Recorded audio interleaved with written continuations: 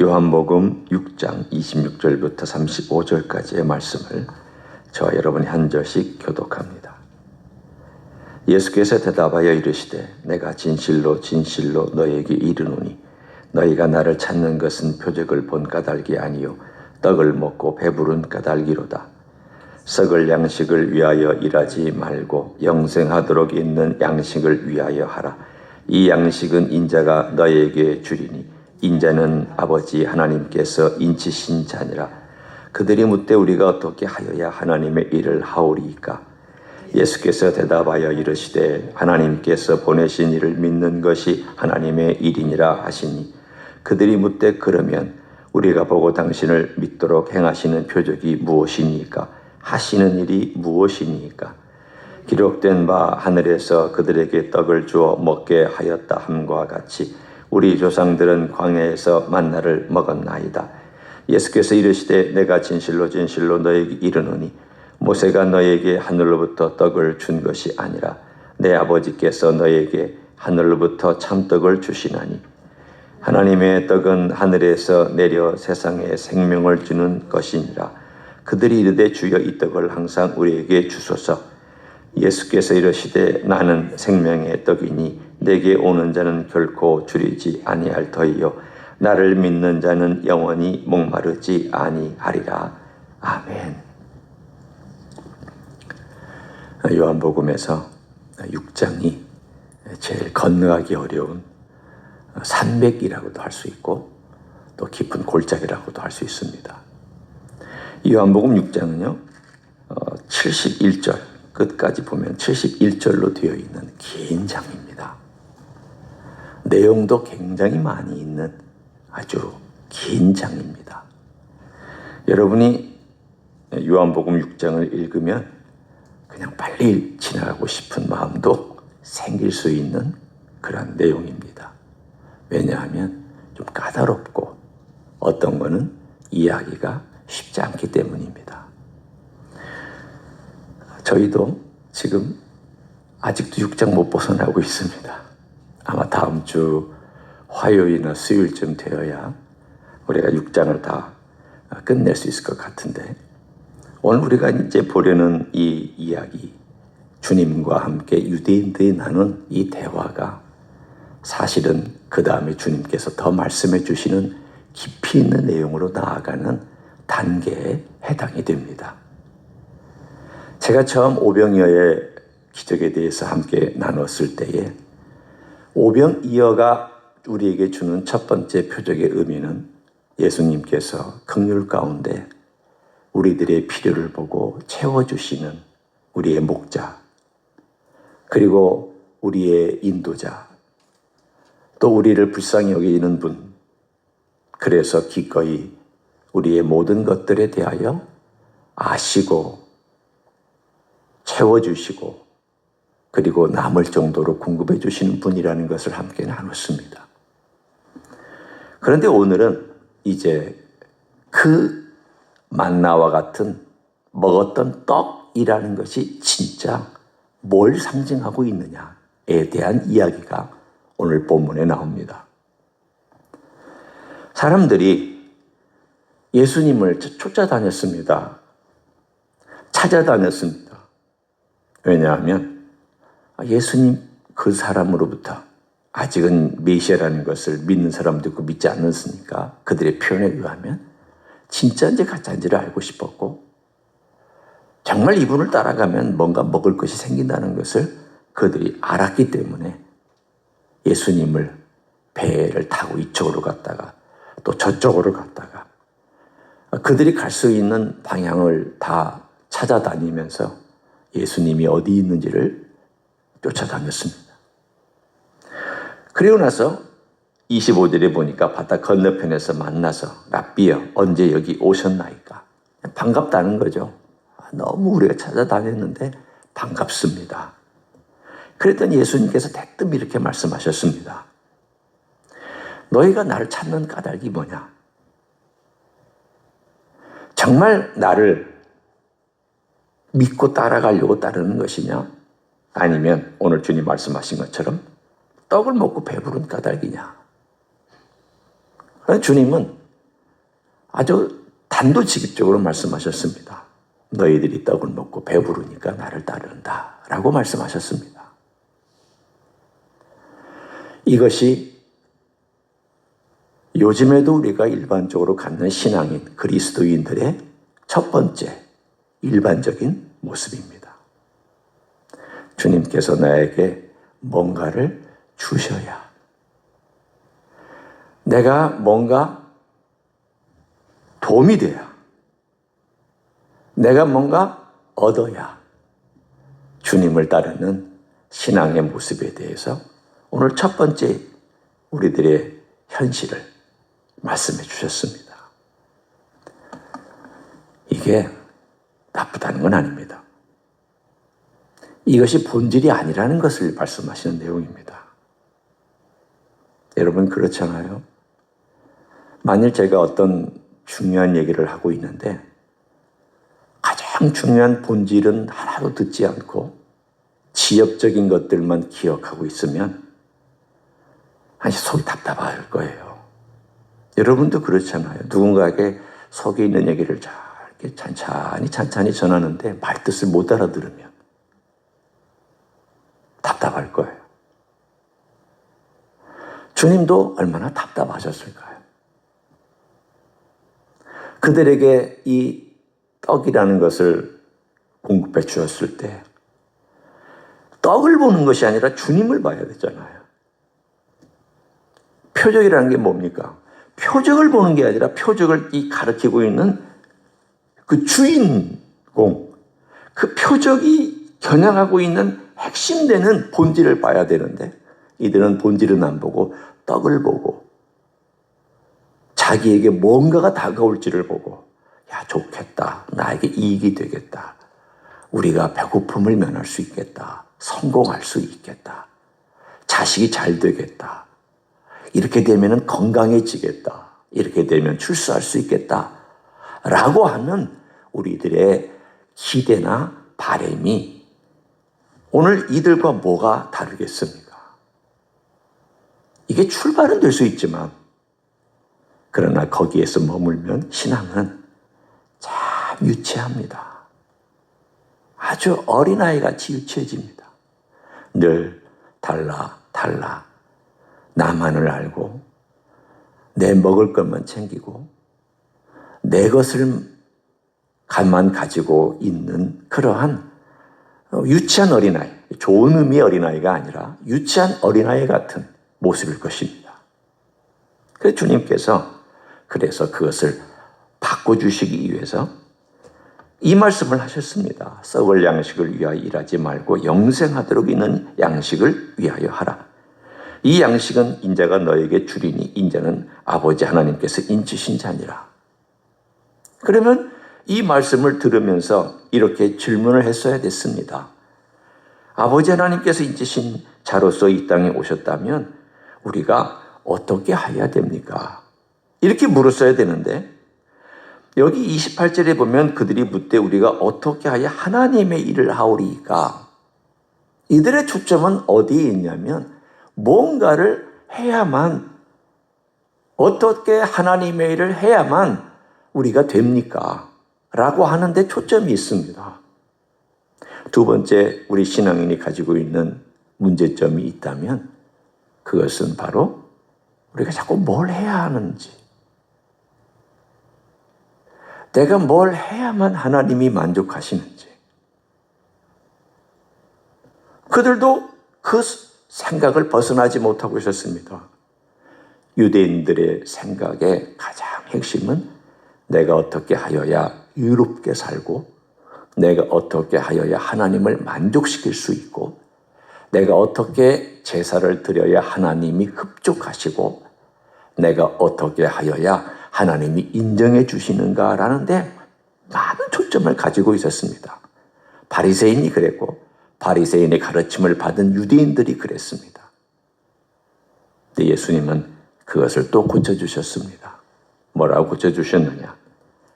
뭘 행하는 게 아니다. 너희들 오해하지 마라. 행동하려고 뭔가 자꾸 하려고 하지 마라. 여러분, 우리가 하나님을 만족시켜 드릴 수 있을까요?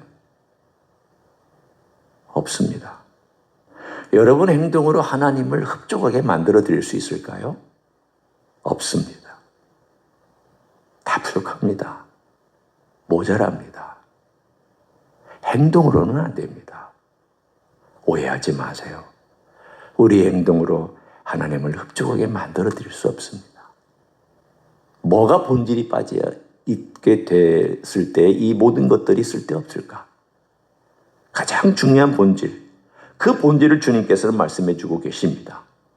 그 본질이 빠지면 구하는 것은 유치한 신앙이 되고 하나님을 위해서 뭔가 한다는 것도 하나님을 흡족하게 하지 못합니다. 그러면 도대체 본질이 뭐냐는 거예요, 본질이. 그 본질을 주님께서 이렇게 29절에 말씀하셨습니다. 예수께서 대답하여 이르시되 하나님께서 보내신 이를 믿는 것이 하나님의 일이니라. 네가 뭘 하려고 하는 것이 아니다.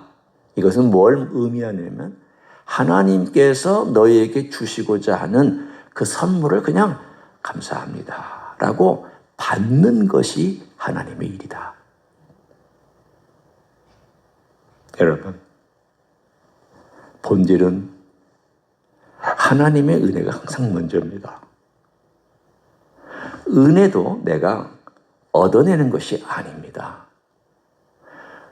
은혜를 구할 수는 있지만 얻어내지는 못합니다. 노력은 좋은 거지만 얻어내려고 노력하는 것은 안 됩니다. 우리의 삶 속에서 일반적인 신앙인들이 이 시대의 유대인들이 가지고 있는 신앙의 모습이나 우리의 신앙의 모습이나 거의 비슷비슷합니다. 우리가 어떻게 하면 하나님으로부터 좋은 걸 얻어낼 수 있을까? 구하고 간구하는 그런 것들, 또는 우리가 어떻게 하나님을 만족시켜 드릴 수 있을까? 열심히 섬기고 봉사하고 사람들 찾아가고. 그런데 무엇이 빠지면 이 두세 가지의 신앙의 모습이 남들이 볼 때는 성숙한 것 같고 자기가 볼 때도 만족스러운 것 같아도 주님이 보실 때는 아니다. 그건 내가 원하는 게 아니다 라고 말씀하실까요?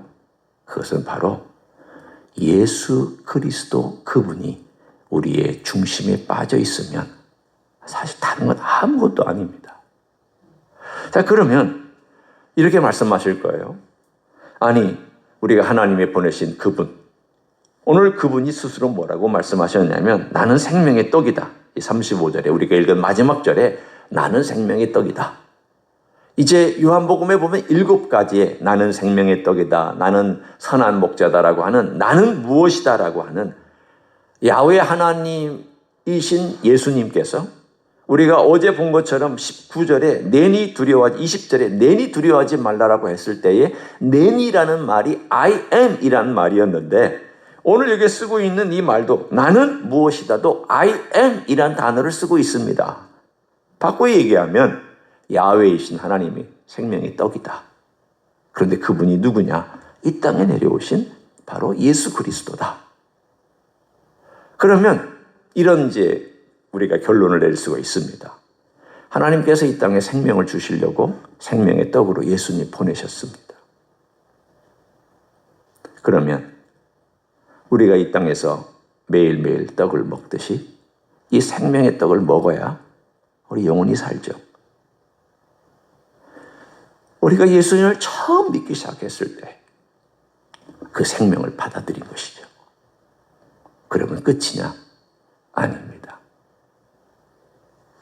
이 생명은 매일매일 우리의 삶 속에서 우리의 삶 전체를 인도해가는 생명의 근원이 되도록 우리가 늘 그 근원에 의지해서 살아가야 됩니다. 그걸 어떻게 성경 다른 데는 표현했느냐? 베드로전서 3장 15절은 이렇게 말씀합니다. 너희 마음에 그리스도를 주로 삼아. 베드로전서에서 말하고 있는 대상은 넌 크리스찬이 아닙니다.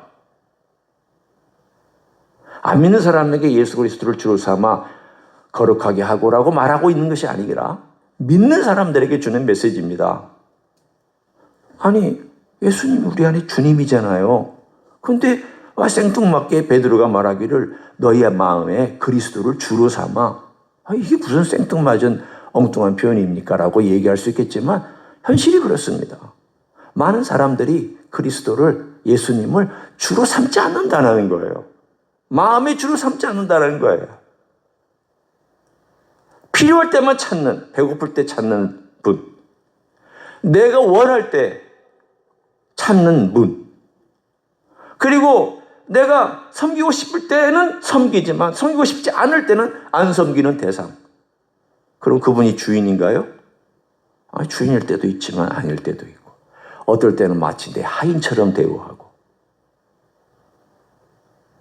이런 모습을 본 그리스도인들에게 내 마음에 그리스도가 추가되어야 된다. 그렇게 모셔라. 요한계시록 3장 20절. 볼지어다 내가 문 밖에 서서 두드리노니 네가 막 열면 내가 그 안에 들어가서 내가 너와 더불어 먹고 너는 나와 더불어 먹으리라. 먹으리라는 게 뭡니까? 교제하고 하나 되고 기쁨을 같이 누리는 거잖아요. 그 얘기하고 오늘 이야기가 연결되어 있습니다. 우리가 생명의 떡을 먹는 것은 말씀을 먹는다? 그것도 들어갑니다. 그걸 제가 무시하는 거 아닙니다. 그러나 여기서 생명의 떡이라는 것은 예수님의 생명이 내 안에 가장 중심에서부터 내 삶의 모든 영역으로 파급되고 그분이 내 중심에 계시기 때문에 내 마음의 가장 중요한 중심에 늘 모셔드리고 주님, 주님은 나의 왕, 나의 주님, 주님은 나의 모든 것, 주님은 내 속에서 내 생명의 주관자, 내 모든 것에 영광 받으시 합당한 분. 제가 일하기 전에 주님 모시는 것을 먼저 하고 하루를 시작하기 전에 주님이 내 안에 계심을 늘 초청하고 그리고 어느 순간순간 걸어갈 때에도 주님이 내 안에 계시는지를 또 물어보고 내가 결정을 내리기 전에 그 결정 앞에 주님께 주님, 제가 어떻게 하면 되는지에 대한 것을 주님이 그 중심의 주인이 되어서 모든 것에 주님께서 주관하시도록 자리를 내어드리는 것. 그 자리에서 주님이 생명을 주셔야, 생명이 떡이 되셔야 내가 살 수 있습니다. 이걸 매일매일 하라는 거예요. 매일매일. 매일매일 말씀, 이 말씀도 먹어야 되지만 우리 주님과의 신비로운 관계도 매일매일 확인하고 초청하고 인정하고 경험하며 살아가야 됩니다. 말씀은 word죠, word. 그렇지만 그 말씀은 the word이에요. The 로고스잖아요. 이 요한복음의 메시지가 뭡니까? 태초에 그 말씀이 계시니라잖아요. 그러면 그 말씀을 먹어야죠. 그 말씀이 내 중심에 계셔서 내 중심에 신비로운 연합, 주님과 하나 되는 연합, 주님과 함께 교제하고 대화하고 주님께 걸으면서도 묻고 일하면서도 가끔 주님을 쳐다보듯 주님과 만나듯 대화하고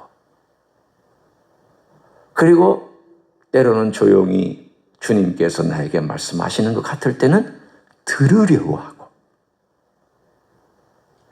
이것이 주님과 하나 되는 삶입니다. 이것이 없으면 크리스찬 삶은 재미가 없어요. 이거 없으면은요 율법주의에 빠집니다. 말씀 아무리 읽어도 딱딱한 율법이고 지켜야 되는 율법이고 이런 생명의 신비를 경험하지 못하면 종교 생활이지 믿음의 생활 아닙니다. 우리 주님께서는 그 생명, 그 신비롭고 활력 있고 역동적인 그 생명을 우리에게 누리게 해주시려고 죄인에서부터 의인으로 만들어 주시고 우리의 죄를 씻어주시고 심지어는 우리 마음속에 오셔서 성령님으로 교제하시며 우리의 중심에 계셔서 우리의 생명을 축복해 주시는 줄 믿습니다. 그런 주님과 오늘 하루도 교제하시는 하나가 되는 여러분 되시길 예수님의 이름으로 간절히 축원합니다. 기도하겠습니다. 예수님, 감사하고 감사합니다. 이 땅에 자신을 주시려고 오셨습니다. 생명의 떡이 되셔서 우리 안으로 들어오시기를 원하셨습니다. 떡이 잘라지고 씹혀져서 내 안에 들어와 내 몸의 일부가 되고 내 힘의 활력소가 되는 것처럼 우리 주님은 우리의 생명 속에 생명을 나눠주시고 우리의 영혼 속에 좌정하셔서 사랑을 베풀어 주시고 능력을 베풀어 주시는 주님이신 줄 믿습니다. 이런 주님을 내 마음의 주로 모시고 내 마음의 중심의 왕으로 모시고 모든 일에 우리 주님과 함께 대화하고 만나고 교제하며 교류하며 주님과 하나 되는 삶을 살아갈 수 있도록 축복하여 주시옵소서. 이제는 우리 구주 예수 그리스도의 은혜와 하나님 아버지의 극진하신 사랑과 성령 하나님 교통하심의 역사가 우리 주 예수 그리스도와의 신비한 생명의 연합을 날마다 일상생활 속에서 경험하며 걸어가기를 소원하는 이 자리에 참여한 모든 종들 위에와 주임지 히스교회 위에와 이민교회들과 한국교회들과 선교사님들 위에 이제로부터 영원히 함께 하실지어다. 아멘.